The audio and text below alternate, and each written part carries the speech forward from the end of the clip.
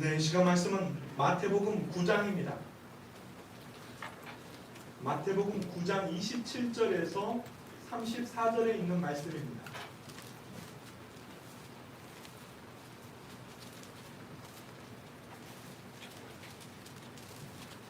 마태복음 9장 27절에서 34절에 있는 말씀 교독합니다. 예수께서 거기에서 떠나가실 때 두 맹인이 따라오며 소리질러 이르되 다윗의 자손이여 우리를 불쌍히 여기소서 하더니 예수께서 집에 들어가시매 맹인들이 그에게 나아오거늘 예수께서 이르시되 내가 내게 이 일을 할 줄을 믿느냐 대답하되 주여 그러하오이다 하니 이에 예수께서 그들의 눈을 만지시며 이르시되 너희 믿음대로 되라 하시니 그들이 받아진지라 예수께서 니 경고하시되 잠과 아무에게도 하지 말라 하셨으나 그들이 나가서 예수의 소문을 그 온 땅에 퍼뜨리니라. 그들이 나갈 때 귀신 들려 말 못하는 사람을 예수께 데려오니 귀신이 쫓겨나고 말 못하는 사람이 말하거늘 우리가 놀랍게 여겨 이르되 이스라엘 가운데서 이런 일을 본 적이 없다 하되 바리새인들은 이르되 그가 귀신의 왕을 의지하여 귀신을 쫓아낸다 하더라. 아멘. 할렐루야. 아멘. 우리 서로 인사 나누시겠습니다. 사랑합니다. 축복합니다. 네, 존경합니다. 자, 한 주간 평안하셨죠? 네.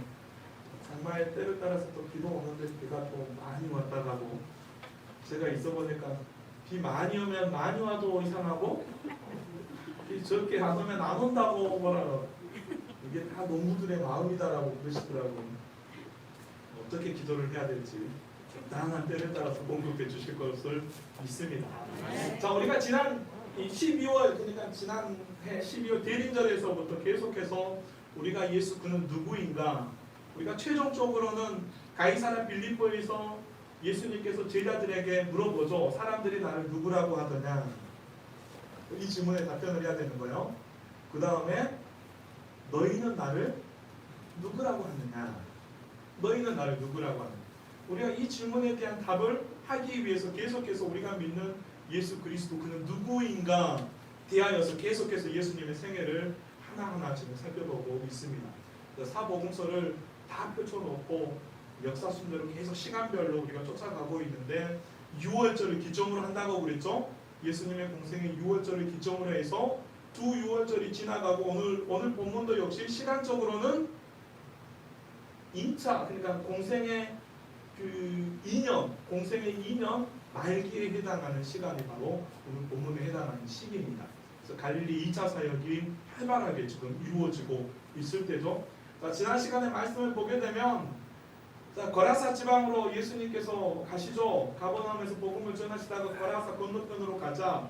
그래서 거라사 지방으로 가셔서 광인 귀신 들렸던 광인을 무덤가에서 이제 귀신을 쫓아내시고 돼지들이 2,000마리가 바다로 이렇게 몰살하는 사건이 일어나게 됩니다. 그래서 그곳에 있었던 사람들이 다 예수님께서 떠나가시기를 또 구하는 바람에 예수님께서 다시 가버나움으로 돌아오시는 장면이 있었죠. 가버나움에 돌아오셨을 때 그곳에 사람들이 기다리고 있는데 그곳에서 뜬금없이 회당장 야이로가 엎드려져서 당신을 도와주시기를 간청을 하죠. 그래서 외동딸을 살려주라 라는 간청입니다. 그래서 회당장 야이로의 딸을 고치기 위해서 가시던 길에 12해 혈루증 그 시기에 지금 일어났다는 것을 제가 말씀을 드려지고 있는 거예요. 네, 그 회당장 야이로의 딸을 고치러 가시는 중에 12해 혈루증을 앓고 있었던 여인이 예수님의 뒤편에서 조용히 와서 그 옷자락에 손만 대어도 낫겠다라는 믿음으로 만지고서는 몸에 변화가 일어나는 것을 느끼게 되죠. 그래서 고침을 받습니다. 그래서 딸아 내 믿음이 너를 구원하였느니라 평안히 가라 라는 말씀을 듣게 되죠. 몸도 고침을 받고 또 그 영혼도 가지고 구원함을 받는 것을 보게 됩니다. 자, 그때에 회당장 야이로의 집에서 사람이 와서 선생님을 괴롭게 마십시오. 당신의 딸이 죽었습니다. 라는 얘기를 듣게 됩니다. 그럼에도 예수님께서 그 얘기를 같이 듣고 해당장 야이로를 독려하여서 집으로 가는 길이죠. 집에 가서 그 아이를 살리시고 나오실 때, 그러니까 오늘 본문은 해당장 야이로의 딸을 살리시고 나가실 때 이 시기를 이점으로 합니다. 배경으로 합니다. 그래서 마침 두 맹인이 따라오면서 이 두 맹인이 외치는 소리가 이거예요. 다윗의 자손이여 우리를 불쌍히 여기소서 하더니, 그러면서 무리에 섞여서 예수님을 따르고 있다는 것. 자, 다시 한번 말씀을 드립니다. 예수님께서 야이로의 딸을 살리시고 나가실 때, 떠나가실 때 두 맹인이 따라오며 소리 질러 이르되, 무리 가운데 뭐 떨어져 있다거나 그런 게 아니에요. 무리 가운데 섞여서 이들이 소리 질러서 이렇게 외칩니다. 다윗의 자손이여 우리를 불쌍히 여기소서. 이렇게 시작된 오늘 마태복음의 본문도 두 가지 이야기로 되어 있습니다. 처음의 것은 바로 이 두 맹인이 눈을 뜬 이야기가 언급되고 있습니다.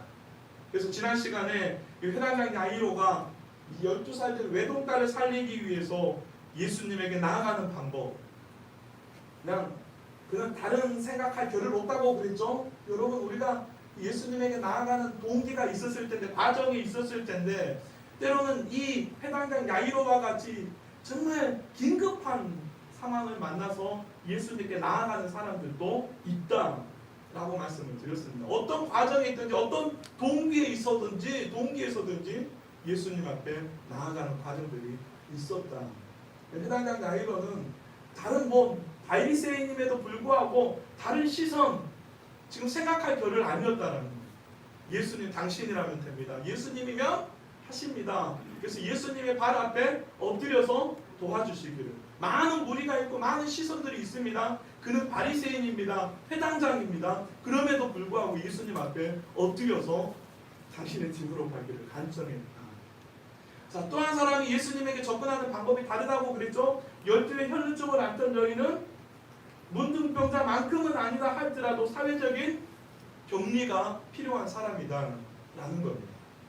그래서 이 사람은 무리 가운데 섞여 있을 수는 없지만 그래도 어찌됐든지 예수님을 만나기 위하여서 조심조심 예수님의 뒤편으로 예수님께로 나아갔던 것 같습니다. 그리고는 손을 뻗어서 예수님의 옷자락에만이라도 예수님의 능력이 빠져나가는 것을 아셨다라는 것이죠. 예수님께 접근하는 방법이 다릅니다. 자, 오늘 본문으로 돌아갑니다. 본문을 제가 말씀을 준비하면서 곰곰이 묵상해 보았습니다. 그러면 과연 예수님에게 접근하는 방법이 두 맹인들에게는 쉬웠을까? 아니, 두 맹인들은 어떻게 예수님에게 접근해 갔을까? 맹인들이 예수님을 따라간다는 것은 당시 일반적인, 오늘날에도 역시 마찬가지지만 일반적인 사람들이 예수님을 따르는 것과 그 무리 속에 섞여 있다라는 것 그 자체도 힘겨운 일인 것이 틀림이 없습니다. 사람들에게 물어물어 들리는 소문에 의해서 예수님을 만나야 되겠다라는 결단을 하고 두 사람이 뜻을 모아서 예수님 앞에 나아가는 것조차도 힘든 상황이죠. 물어물어서 가야 할 뿐만 아니라 가는 길에 서로 간에 의지하면서도 넘어지기도 하고 많은 일들이 있었을 것 같습니다. 때로는 위험한 상황에 처해 있지도 않았겠습니까? 본문에 등장하는 맹인 두 사람이 예수님에게 접근할 수 있는 방법이 몇 가지나 있을까? 제가 곰곰이 생각해 보았습니다. 그런데 아무리 생각해 봐도 예수님에게 맞닥뜨리는 그 순간이 생기기는 정말 로또와도 같은 순간입니다. 도무지 방법이 떠오르지 않습니다. 귀신을 쫓아내셨고 병을 고치시고 장장의 아이를 살려내시고 이런 분의 소문을 듣고 가버나움까지 왔는데 마침 지금 그분이 어찌 우여곡절 끝에 가버나움까지 왔는데 그분이 지금 아이를 살리시고 집을 나가셔서 지금 당신들의 앞을 지나간다. 자, 예수님을 만날 수 있는 확률은요? 어떻게 하면 만날 수 있을까요? 곰곰이 생각해 보니까 소리 지르는 방법밖에 없습니다. 나 여기 있어요, 나 여기 있어요. 어찌됐든지 자신을 어필을 해야 되는 거예요. 자신을 어필해야 돼요. 다윗의 자손이여 나를 불쌍히 여기소서. 다윗의 자손이 나를 불쌍히 여기소서. 여러분, 이 얘기가 다윗의 자손이라는 얘기가 얼마나 큰 이슈가 되는지 모릅니다. 마침 그분이 자신들이 있는 곳을 지나가시는데 그분의 이목을 집중하는 방법은 딱히 소리치는 방법밖에 없었습니다. 그래서 예수님의 시선을 끄는 최선의 방법으로 소리를 지릅니다. 오늘 본문에도 나오죠. 소리를 질렀습니다. 다윗의 자손이 우리를 불쌍히 여기소서. 그런데 이들이 예수님을 부를 때에 다윗의 자손이다 라고 불렀다라는 거예요. 여러분, 이 말이 저는 곰곰이 생각해 보는데 사람들이 무시하거나 그냥 지나치지 않았을 것으로 봅니다. 왜냐하면 다윗의 자손이다라는 얘기는 메시아를 호칭하고 있기 때문에 그렇습니다. 보통 일반적인 유대인들이라면 보편적으로 다 다윗의 자손이요 그러면 당신은 그리스도입니다, 당신은 메시아입니다 라는 호칭이에요. 구약에서부터 애용되었던 하나님의 보내신 자 다윗의 자손이다 라는 얘기입니다. 그러니까 이들은 다윗의 자손으로 오실 분이 하고 계시는 일들을 알고 있었다. 유대인들이 보편적으로 다 알아요. 다 알고 있어요. 아는 것과 믿는 것은 다르다. 아는 것과 믿는 것은 분명히 다릅니다. 마태복음 1장 1절에 보게 되면 마태복음은 이렇게 시작합니다. 레위 마태로부터 우리가 세리장으로 알고 있는 12제자 중에 레위 마태복음을 시작하면서 이렇게 시작합니다. 아브라함과 다윗의 자손 예수 그리스도의 계보다. 이게 마태복음의 주제죠. 그리고 모든 복음과 성경의 주제입니다. 그는 그리스도입니다. 다윗의 자손 메시아입니다. 라는 성경의 주제입니다. 십자가에 달리신 예수님이 우리의 주와 그리스도가 되시는 분이라는 것을 증거하는 것이 마태복음입니다. 그래서 마태복음의 저자인 마태는 그의 복음서 시작에서부터 다윗의 자손을 어필합니다. 다윗의 자손을 언급하면서 이 다윗의 자손을 알아보는 사람이 누구일까? 다시 한번 정리해 드립니다. 마태복음 1장에서 언급하는 것은 다윗의 자손 예수 그리스도의 계보다 이는 메시아다라는 것을 어필을 하는데 과연 이 사람을 메시아로 알아보는 사람이 누구일까? 라면서 마태복음을 조술해 가고 있는 거예요. 기록해 가고 있는 것이죠. 누구인가? 전개해 가는데 그 중에 제일 먼저 알아본 사람이 누구라고요? 제가 지금 설교를 잘못하고 있는 건가요? 그러니까 마태복음의 저자가 계속해서 전개해가면서 다윗의 자손을 알아보는 사람이 누구인가 하고 계속해서 조술해 가는데 오늘 9장 27절에서 누가요? 맹인들이 그냥 맹인들이 최초로 다윗의 자손이요 라고 외치고 있다라는 거예요. 여러분, 이게 얼마나 큰 복음인지 모릅니다. 사람들은 다 지금 잠잠하고 있는 거예요. 침묵하고 있는 거예요. 그럼에도 불구하고 이 맹인들은 정말 마태가 원하는 대로 다윗의 자손 예수 그리스도다라는 것을 처음으로 알아보고 고백하는 사람들. 다윗의 자손이요 우리를 불쌍히 여기소서. 그래서 제일 먼저 알아보고 믿는 사람이 두 맹인이다라는 것을 언급하고 있다는 거예요. 자, 이제 여기 우리가 이목을 집중해야 되는데요. 맹인이 어떻게 예수님은 다윗의 자손이다라고 고백할 수 있었을까? 보통 사람들도 못하는 거예요. 여러분 생각해보세요. 2년이라는 시간이 지금 지나가고 있어요. 2년이라는 시간 동안에 많은 기적과 표적이 일어나고 가르치고 전파하고 고치시는 사역을 예수님은 예루살렘에서도 사마리아에서도 갈릴리에서도 해왔었습니다. 그런데 다윗의 자손 메시아다라고 고백하는 사람은 없다라는 거예요. 여전히 보고 듣고 경험을 하면서도 이게 건강한 사람들의 모습이에요. 여러분, 율법사들, 서기관들, 바리새인들 지금 다 건강한 사람들이에요. 자신들은 율법을 보고 있고 말씀을 가르치고 있고 전하고 있다라는 사람들이에요. 그런데 메시아다, 그리스도다 고백하는 사람들이 없어요. 그런데 어떻게 맹인들은 예수님을 다윗의 자손이요?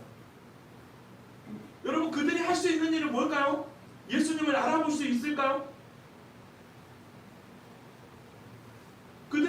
예수님을 알아보지는 못해요. 목소리를 기억할까요? 기억도 못해요. 그들이 예수님을 알 수 있는 방법은요, 듣는 것밖에 없어요. 근데 어떻게 들음으로써 예수님이 지나가신다는 소리에 다윗의 자손이요 라고 외칠 수가 있었겠는가? 두 눈 다 뜨고 율법을 보고 연구하고 가르치며 지킨다는 거룩함, 거룩의 대명사를 나타내는 바리새인들조차도 예수님을 향하여서 귀신 들린 자, 그가 행하는 일들을 보면서도 귀신 들린 자라고 말했는데, 두 맹인은 어떻게 예수님을 다윗의 자손이라 무사람들 앞에서 소리 지를 수가 있었을까?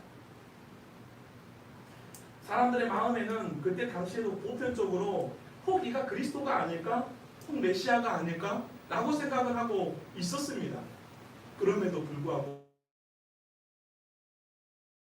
목사들 앞에서 그들이 혹 붙잡힐까 봐서 그들은 침묵하고 있을 그때에 두 사람은 당신은 메시아, 세상을 구원하실 분이십니다 라고 고백하고 있다는 것.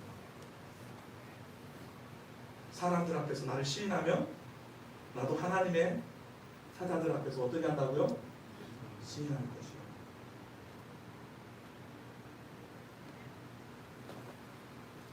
예수님은 다윗의 자손이라고 부른 사람이 또 한 사람이 있습니다. 자, 지금은 예수님이 2년 말기라고 그랬습니다. 그런데 2년이요, 그러니까 1년 반이 더 지나서 예수님께서 세 번째 유월절에는 안 올라가십니다. 첫 번째 유월절에는 성전 정화 사건이 있었고, 두 번째 유월절에는 베데스다 연못가에서 38년 된 환자를 고치셨고, 세 번째 유월절, 이제 이 사건 이후에 유월절이 다가오게 됐는데 안 올라가십니다. 그리고 네 번째 유월절에는 올라가셔서 운명한 십자가에서 죽으십니다. 근데 지금 2년 말기라고 그랬죠? 또 한 사람이 다윗의 자손이다라고 고백을 하는데, 바로 예수님께서 마지막 유월절을 보내시기 위해서 예루살렘을 향하여 가시던 길, 그날 이제 그 해에 죽게 됐는데, 그 해에 여리고를 통하여서 베세다로 베다니로 해서 예루살렘에 입성하십니다. 근데 여리고에서 누구를 만나게 되냐면 소경 바디메오를 만나게 됩니다. 이게 우연이었을까요? 역시 소경을 만나는 거예요.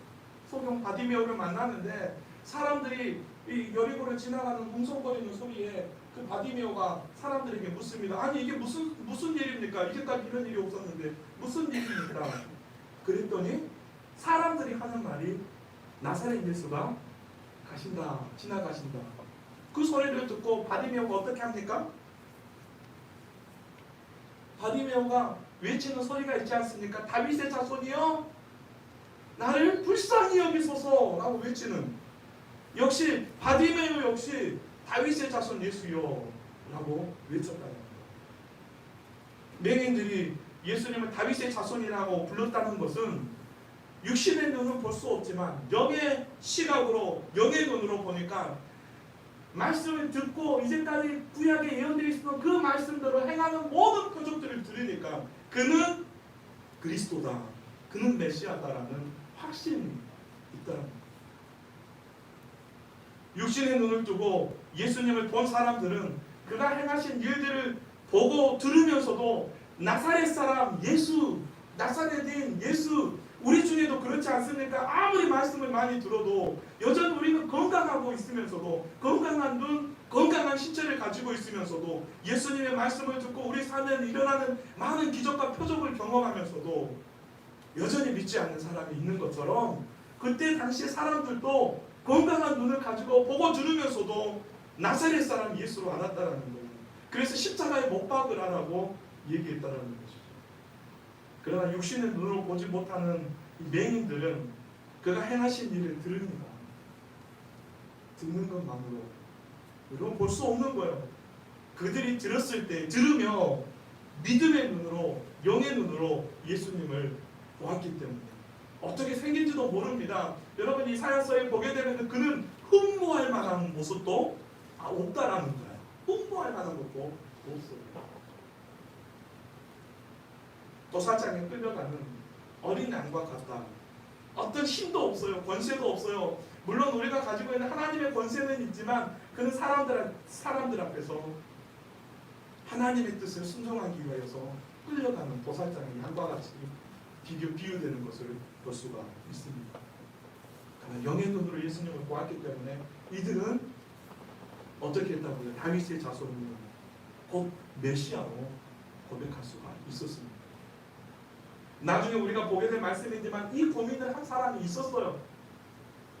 이 고민을 한 사람이 바로 세례 요한인데, 세례 요한은 그리스도 메시아의 오심을 예비하는 사람 아닙니까? 예비하는 사람인데 그가 잡혀서 헤롯 그 감옥에서 듣고 있을 때 제자들이 세례 요한의 제자들이 찾아옵니다.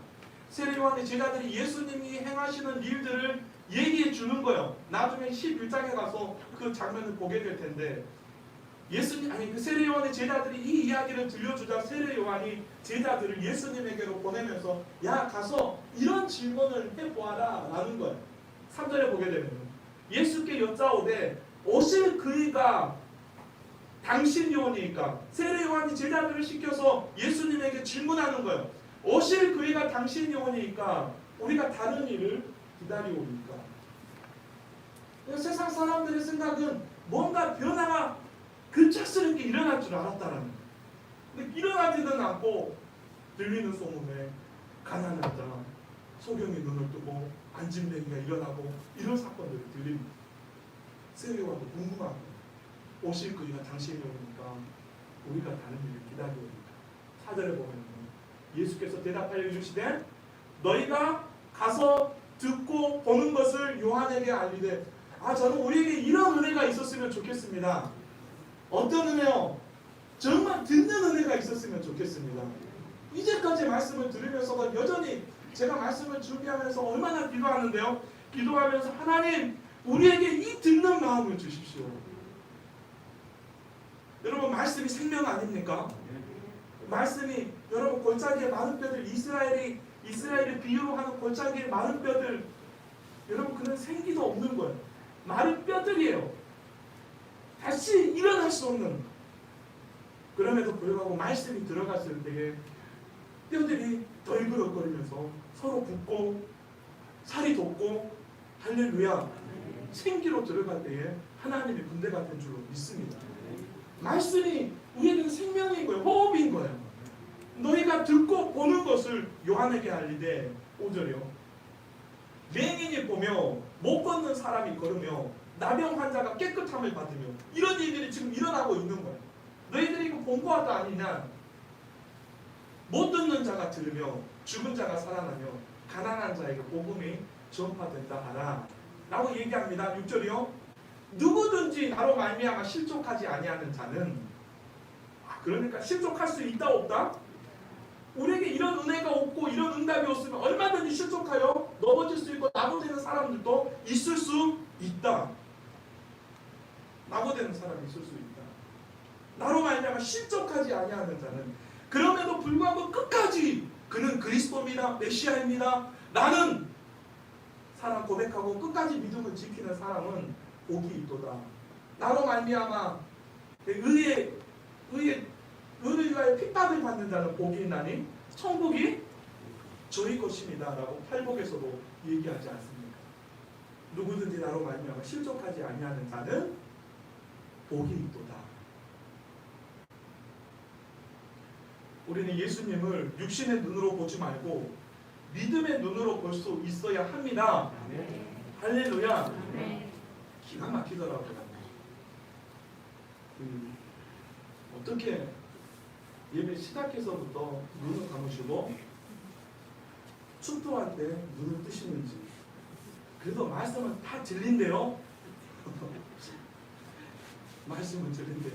제가 여름에 뭐 이렇게 시원하고 그러니까 들리지 않을 것 같은데 너무 많이 주무셔서 제가 말씀을 잘못 전하고 있는데 제가 시험에 들을 지경인데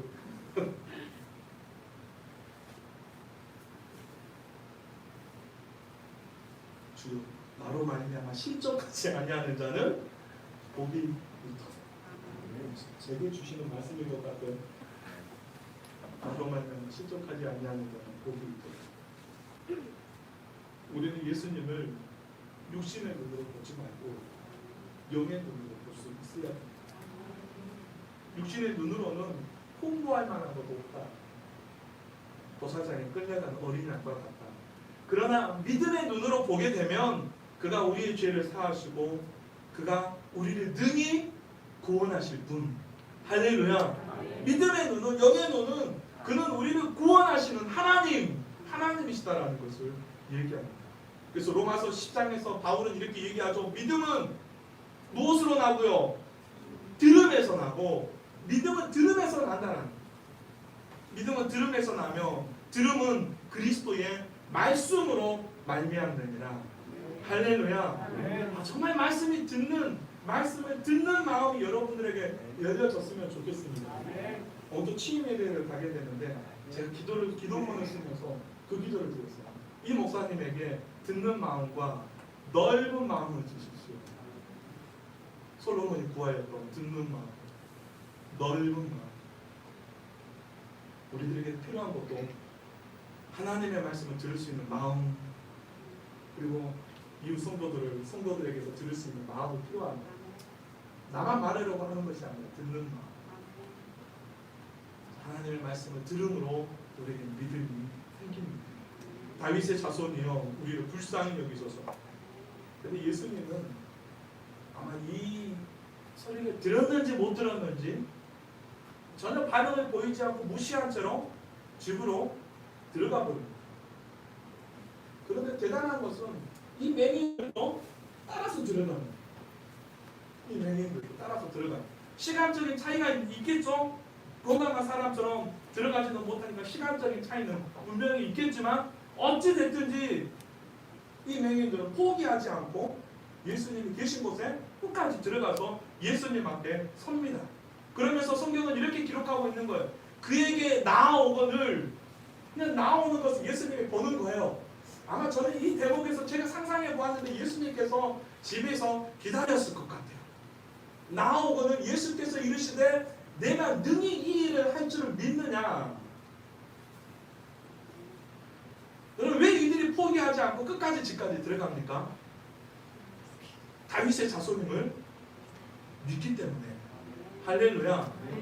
그들은 눈으로는 보이지는 않지만 이미 마음으로는 결단했다라는 거예요. 두 사람은. 야, 이가 그리스도가 아니냐, 메시아 아니냐, 다윗의 자손 아니냐. 다윗의 자손이 우리를 불쌍히 여기소서 이렇게 얘기한 것은 이분은 메시아다, 그리스도, 우리를 구원하실 분이시다 믿었기 때문에 끝까지 포기하지 않고 쫓아갔다는 것이죠. 조금이라도 의심을 하였다거나 다윗의 자손이라고 외치기는 했지만 대답을 하지 않은 것을 보고 긴가민가 라고 생각을 했었다면 더 이상 예수님 앞에 오늘 이 본문은 없었겠죠. 맹인들이 그에게 나아오거늘 이 본문은 없을 것 같아요. 사람들 앞에서 무색할 정도로 그렇게 외쳤음에도 불구하고 아무 반응을 보이지 않았던 예수님. 그럼에도 불구하고 이들에게서는 의심도 낙심도 하지 않는 확실한 믿음을 가지고 있었다는. 할렐루야. 우리에게 믿음이 있었으면 좋겠습니다.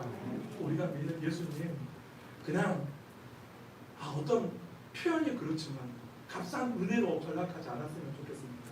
예수님은 살아계신 하나님, 전능하신 하나님, 우리를 구원하시는 하나님, 이 믿음을 갖고 주님 앞에 정말 주님의 옷자락이라도 손을 대면 나을 것을 믿고 예수님에게 나아가는 성도들. 할렐루야. 이 믿음으로 우리가 신앙생활 했으면 좋겠습니다. 우리의 믿음이 어디까지냐는 것은 정말 중요합니다. 기도하고서도 얻지 못하는 것은 기도를 잘못한 것이 아니라 믿음이 적기 때문입니다.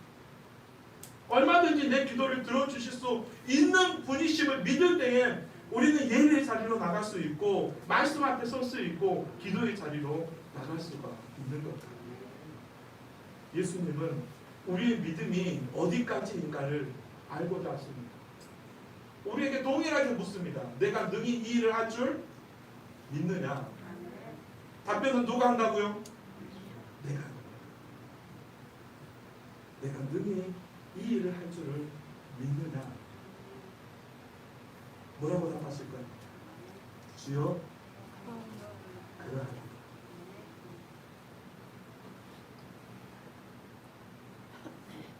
두 번째 사건입니다. 오늘 32절과 34절에 언급되어 있는데 맹인 두 사람이 예수님으로부터 고침을 받습니다. 그리고 고침을 받고 나갈 때에 사람들이 귀신 들려 말 못하는 사람을 예수님에게 데려오는 장면입니다. 일반적으로 말을 못하는 사람은 이 귀가 고장이 나서 듣지 못하기 때문에 소리를 배우지를 못한 겁니다. 근데 여기서는 본문에서는 마태는 귀신이 들려서 말을 못한다. 예수님께서 귀신을 쫓아내시니 말 못하는 사람이 말을 하게 되었다라는 겁니다. 그러니까 근데 예수님께서 이 말 못하는 귀신을 쫓아내시니까 말 못하게 하는 귀신을 쫓아내니까 바리새인들의 반응이 나타납니다. 바리새인들의 반응이 나타나는데 이렇게 얘기합니다. 사람들은 놀라게 여기는데 바리새인들은 그가 귀신의 왕을 의지하여 귀신을 쫓아낸다 하더라. 자, 왜 이런 장면들을 계속해서 기록하고 있을까요?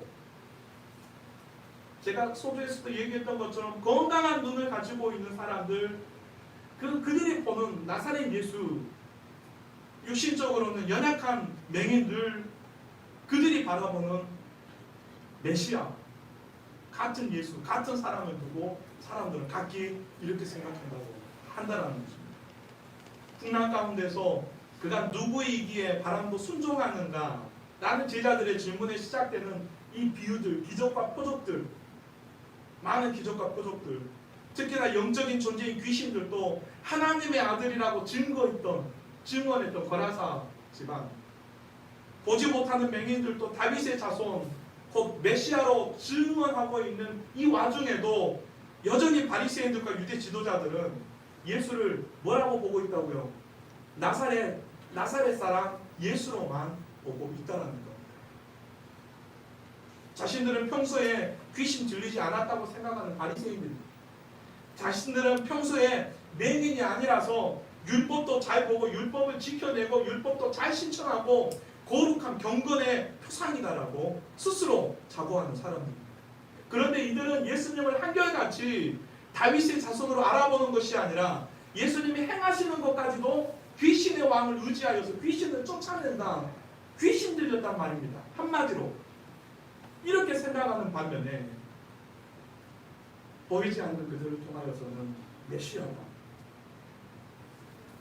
스스로 우리의 입장에서 지금까지 신앙생활하면 말씀을 들으며 말씀대로 묵상하는데 그리스도 예수, 나와 무관한 사람, 그리스도 예수 내 구원자가 아닌 그런 믿음의 고백이 없다면 우리 똑같이 이 바리새인들과도 같이 눈은 열려있지만 보지만 똑같이 소경과도 같은 그런 사람이 아닐까. 여러분, 이들의 입장에서, 바리새인들의 입장에서 요한복음 9장에 보게 되면 그 나면서부터 안진뱅이 된 자를 고쳐주시는데요. 근데 그 사람을 고쳐주시고 나서 나면서 소경된 자를 고쳐주시는데 그 사건 이후에 보게 되면 바리새인들이 이런 고백을 합니다. 예수님께서 비유로 얘기를 주셨을 때 그럼 우리도 맹인인가? 이런 질문을 스스로 이렇게 바리새인들이 던져요. 그때 예수님께서 너희가 여전히 본다 하니 죄인이다, 소경이다 라고 얘기합니다. 스스로가, 자기들 스스로가 영적인 맹인인 것을 고백하는 내용입니다. 믿음은 예수님을 메시아, 우리 구세주, 할렐루야. 믿음은 예수님은, 내가 믿는 예수님은 나의 구주, 나의 하나님이심을 고백하는 것이 믿음입니다. 이런 고백은 당시 유대인들에게 있어서는 결코 쉽게 고백할 수 있는 내용들이 아니었습니다. 이후의 역사에서도 나타나듯이 주는 그리스도입니다. 이 고백은 그들에게는 이단입니다. 잡혀가는 것, 핍박이 있는 것. 그리고 그 고백에는 반드시 자신을 포기하고 희생하는 삶의 모습이 담겨야 함을 보여주고 있는 말씀입니다. 간단하게 소개되는 오늘 본문이지만 그 안에 맹인들이 예수님께 가진 자신들의 믿음, 확신, 그리고 이 믿음의 고백, 그리고 그 믿음의 고백을 위한 자신들의 희생을 우리에게 암시해주고 있습니다. 히브리서 기자는 장차 성도가 환난과 고난을 당하게 될 것에 대하여서 말씀하시면서 성도가 시대에서 인내하면 구원을 받게 될 것이라는 것을 분명히 얘기하고 있는데, 히브리서 10장 33절을 보게 되면 이렇게 얘기합니다. 33절에서 39절에 있는 내용을 보게 되면, 혹은 비방과 환난으로서 사람에게 구경거리가 된대요. 혹은 이런 형편에 있는 자들과 사귀는 자가 되었으니 같이 그리스도인들과 동무가 되는 거예요. 너희가 갇힌 자를 동정하고 또 이런 사람들과도 만나게 되는데, 너희 소유를 빼앗기는 것도 기쁘게 당한 것은, 우리가 환난을 당할 때에 기뻐할 수 있는 이유는 더 낫고 영구한 소유가 있는 줄 압니다. 할렐루야. 여러분 소망하십니까? 더 낫고 영구한 소유가 우리에게 있는 줄 믿으십니까? 이게 그리스도인들이라는, 이게 믿음을 지키는 사람들. 우리에게 이런 고난 때문에 예수를 모른다 부인하면 우리는 하나님 앞에 설 수 없다라는 겁니다. 더 낫고 영구한 소유가 있는 줄 압니다. 35절이요. 그러므로 너희 담대함을 버리지 말라. 믿음의 지속성에 대하여서 제가 얘기를 드릴 것이고, 이것이 큰 상을 얻게 하느니라. 너희에게 인내가 필요하대요. 너희가 하나님의 뜻을 행한 후에 약속하신 것을 받기 위함이라. 잠깐 후면 오실리가 오시리니 지체하지 아니하시리라. 나의 의인은 믿음으로 말미암아 살리라. 할렐루야. 또한 뒤로 물러가면 내 마음이 그를 기뻐하지 아니하리 하셨느니라. 39절에 우리는 뒤로 물러가 멸망할 자가 아니오. 그러니까 뒤로 물러가면 어떤 사람이다? 멸망하는 사람이다. 토해버리는 사람이다. 버리는 사람이다. 구원받지 못한다라는 거예요. 우리는 뒤로 물러가 멸망할 자가 아니오. 여러분 히브리서의 말씀대로라면 어떤 사람이 뒤로 물러날 사람들입니까? 인내하지 못하는 사람들, 환난과 핍박 가운데서 믿음을 지켜내지 못하는 사람들, 말씀대로 살아내지 못하는 사람들. 물러가 멸망할 자가 아니고 오직 영혼을 구원함에 이르는 믿음을 가진 자니라. 할렐루야. 우리는 뒤로 물러가 멸망할 자가 아니고 오직 영혼을 구원함에 이르는 구원받는 믿음을 가지고 있는 사람들. 할렐루야. 여러분 이런 구원받을 만한 믿음을 갖게 되기를 주님의 이름으로 축원합니다. 어떤 상황, 어떤 환경 가운데서도 뒤로 물러나지 않고 구원받는 사람들. 참된 믿음은 단순히 자신이 원하는 것에만 초점이 맞춰져서 신앙생활하는 사람들이 아니라 고난과 희생을 당하고 핍박을 받아도, 의를 위하여 핍박을 당해도 천국이 있음을 믿고 인내하면서 끝까지 신앙을 지켜가는 사람들, 신실한 마음으로 하나님을 찾는 사람들, 그러한 사람들이 참된 믿음을 소유한 사람입니다. 믿음에는 자기 희생에 따르기 마련입니다. 믿음에는 지속적인 신뢰의 표현이 담겨있기 때문입니다. 믿음의 지속성에 대하여서 말씀을 드렸죠. 지난 시간에도 말씀을 드렸었는데, 회당장 나이로의 집에 가는 도중에 지체해서는 안 되는 그 시간에 12회를 혈루증을 앓고 있었던 그 여인 때문에 지체되지 않습니까? 그리고 그 가정에서 사람이 와서 딸이 죽었다. 아버지의 마음이 얼마나 무너졌겠습니까? 억장이 무너지고 원망, 시비, 얼마나 이 마음에 순간 분이 가득했겠습니까? 그 상황을 하시고 예수님이 뭐라고 얘기합니까? 두려워 말라, 믿기만 하라. 그리하면 딸이 구원을 얻으리라.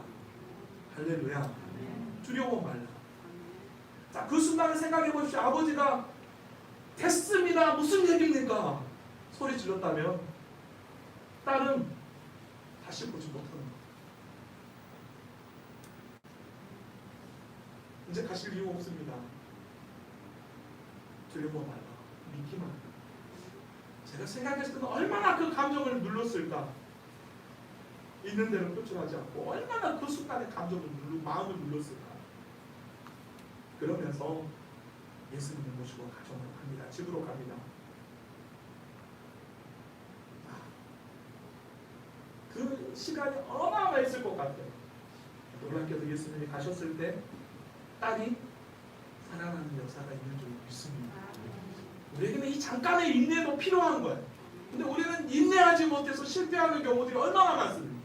인내하지 못해서 하나님의 놀라운 믿음의 역사들, 이 사건들을 우리가 경험해 보지 못하는 것들이 얼마나 많습니까? 두려워 말고 믿기만 하라.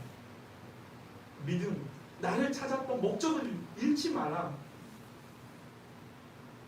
왜 나를 찾았는데, 왜 예수 믿게 되었는데,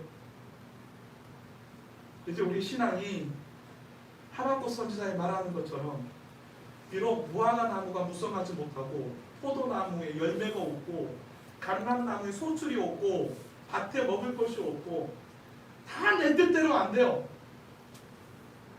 우리의 양이 없고 외양간에 소가 없을지라도 18절에 있는 말씀이에요. 우리의 신앙이 여기까지 나아가야 되는데 다 같이 한번 고백해 보십시다. 시작. 나는 여호와로 말미암아 즐거워하며 나의 구원의 하나님으로 말미암아 기뻐하리로다. 이 자리까지 나아가야 될 줄로 믿습니다. 어떠한 환경 가운데서도 흔들리지 않고 하나님을 향한 신실한 마음, 이게 참된 믿음이다라는, 어떠한 환경 가운데서 상황 가운데서도 나는 여호와로 말미암아 즐거워하며 할렐루야 나의 구원의 하나님으로 말미암아 기뻐하겠습니다. 그러고 보면 모든 것은 믿음의 역사입니다. 큰 믿음은 큰 역사가 나타나요. 적은 믿음은요, 자, 제가 지금 문제를 잘못 내고 있는지 모르겠는데, 큰 믿음은 큰 역사가 나타납니다. 적은 믿음은 적은 역사가 나타납니다. 믿음이 없으면 역사도 나타나지 않습니다. 문제는 우리에게 있다는 거예요. 우리가 믿음이 없기 때문입니다. 어찌된 연유에서든지 내 신앙이 병든 것이 문제입니다. 내 마음이 교만하고 내 마음이 하나님을 신뢰하지 못하고 변덕을 부리고 순수하지 않기 때문에 의심이 가득 차고 불신이 가득 차는 거예요. 그렇기 때문에 믿음의 역사가 우리 안에 역사할 기회를 찾지 못하는 거예요. 주님은 오늘도 저와 여러분을 향하여서 말씀합니다. 내가 능히 이 일을 할 줄을 믿느냐? 내가 능히 이 일을 할 줄을 믿느냐? 그러면 너희 믿음대로 되라. 큰 믿음은 큰 역사예요. 적은 믿음은 적은 역사. 아무 믿음이 없으면 아무 역사도 일어나지 않습니다. 믿음을 붙잡읍시다. 할렐루야. 믿음으로 승리하는 삶을 살아내십시다. 하나님은 믿음을 기뻐하십니다. 다윗의 자손이 모두가 침묵하고 있을 때 오직 이들이 메시아이심을 고백했던 거죠. 오늘도 우리 삶 가운데서 이 믿음으로 하나님 기쁠 승리하는 복된 성도들 되시기를 주님의 축원합니다. 기도하시겠습니다. 하나님, 우리에게 믿음을 더하여 주시옵소서. 그래서 믿음 안에 거하며 주의 진리를 깨닫는 귀한 교회 성도들 되게 하여 주시옵소서. 그래서 주와 함께 믿음의 길을 걷도록 인도하여 주옵시고, 또 우리 가운데 연약한 형제들, 지체들 하나님 믿음을 더하여 주셔서 신속히 치료되며 강건함을 입으며 믿음으로 승리하는 삶을 살아내게 하여 주시옵소서. 그래서 오늘도 주의 국률로 붙드시고 강건함을 얻게 하시며, 오늘도 함께 하셔서 한 주간 동안에도 선한 길로 인도하시는 하나님과 늘 동행하며 승리하는 성도들 되게 하여 주시옵소서. 예수님 이름으로 간절히 기도드립니다. 아멘. 주님 말씀하시면 찬송하시면서 봉헌하시겠습니다.